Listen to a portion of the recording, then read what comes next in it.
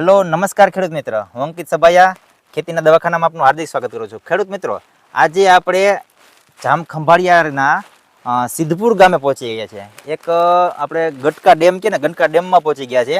ત્યાં જીરુનો બહુ મોટો બેલ્ટનો અત્યારે વાવેતર થયું છે. તો આજે એક આપણા ખેડૂતના ખેતર પહોંચી ગયા, એમને પૂછીએ તમારું નામ. મારું નામ દિનેશભાઈ રાજાભાઈ. તમારો મોબાઈલ નંબર જણાવી દેજો ખેડૂત મિત્રને. 99745 8186. દિનેશભાઈ, તમારું જીરું અમે જ્યારે સૌથી પહેલી મુલાકાત અમારી થઈ છે ત્યારે તમે જીરુમાં શું કર્યું હતું ને કેવું જીરું હતું એનું થોડુંક ખેડૂત મિત્ર તમારે સલાહ આપશો. તે જ્યારે સાહેબ નહોતા મળ્યા એની પહેલાં જીરુની કન્ડિશન ખરાબ હતી અને હાલમાં સાહેબની મુલાકાત લીધા પછી સાહેબે જે કાંઈ દવાનો આગ્રહ કર્યો એ દવા અમે રેગ્યુલર એના રાઉન્ડ લીધા પછીનું અમારું જીરુનું એકદમ ફ્લાવરિંગ અને બધી રીતે સારું છે અત્યારે. અને પહેલાં તો જીરું નબળું હતું, પીડાશ મારી ગયું હતું.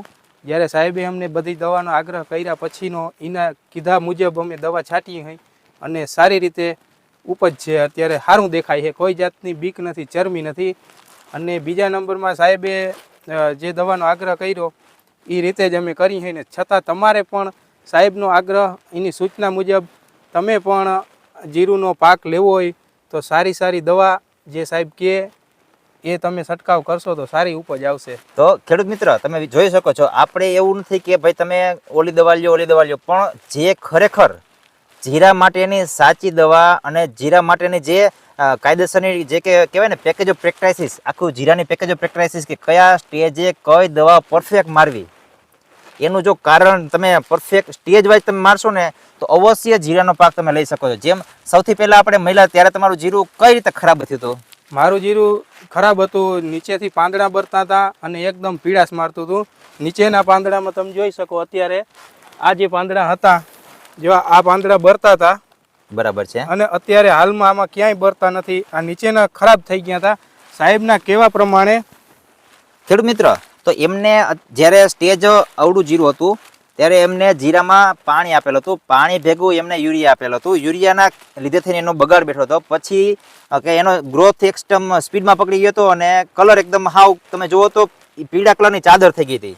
પછી એને પરફેક્ટ રીતે સારી દવા, કઈ દવા ખરેખર વાપરવી જોઈએ એનું આપણે એને માર્ગદર્શન આપ્યું અને એના ઉપર જતા રહ્યા. તો અત્યારે એમનું જીરું કાયદેસર તમે જોઈ શકો છો, કમ્પ્લીટ રીતે સારામાં સારું થઈ ગયું છે. તો આવા જ વિડીયો અને આવી જ ભલામણ તો જો તમારે જોયું હોય કે નવા ખેતર ઉપર આપણે જવું હોય તો તમે ચેનલને સબસ્ક્રાઈબ કરતા જજો અને જેટલું બને એટલું ખેડૂતોને આપણો વિડીયો બતાવજો કે જેનાથી ખબર પડે કે અવેરનેસ કે કઈ દવા ખરેખર જીરા માટે વાપરવી અવશ્ય છે. એ વસ્તુ આજે તમે દિનેશભાઈના ખેતર ઉપર તમને જોતા મળે છે અને દિનેશભાઈનો પોતાનો પર્સનલ અનુભવ ઉપર થઈ ગયા છે. દિનેશભાઈ પોતે અત્યારે એટલા ભણેલા નથી છતાં એને ખેતીનું નોલેજ એટલે બમણું નોલેજ કહેવાય એના પ્રમાણે છે કે જેને ખેતીના ડોક્ટર કહેવાય ને એના જેવું જ છે તે દિનેશભાઈને. એને મેં ખાલી દવા કીધી કે આ દવા ખરેખર અત્યારે વાપરવી જોઈએ, તો એમને પોતે આખું જોયું અને પછી એને પોતે ખુદ અનુભવ કર્યો છે. અત્યારે એ જ ખેતર તમે અત્યારે સારી રીતે તમે જોઈ શકો છો, બરાબર છે. તો દિનેશભાઈ, આના પરથી તમે ખેડૂત મિત્રને બીજું શું કહેવા માંગો છો? તે સલાહ સૂચન એ જ આપું છું કે સાહેબ જે કંઈ આગ્રહ કરે એની સલાહ સૂચન લ્યો, અને મેં એની સલાહ સૂચન લીધી છે. એમાં મને એકદમ મોટામાં મોટો 100% ફાયદો મળ્યો છે. અને હાલમાં જે સાહેબે સૂચના કરી એનો મને મોટામાં મોટો ફાયદો મળ્યો છે. અને હાલમાં મારી જીરા બહુ એકદમ સારા છે ને 100% રિઝલ્ટ છે એના. ખેડૂત મિત્ર, તો આવા જ વિડીયો અને આવા જ નવા ખેતર ઉપર મળીએ પાછા નેક્સ્ટ વિડીયોમાં. આભાર.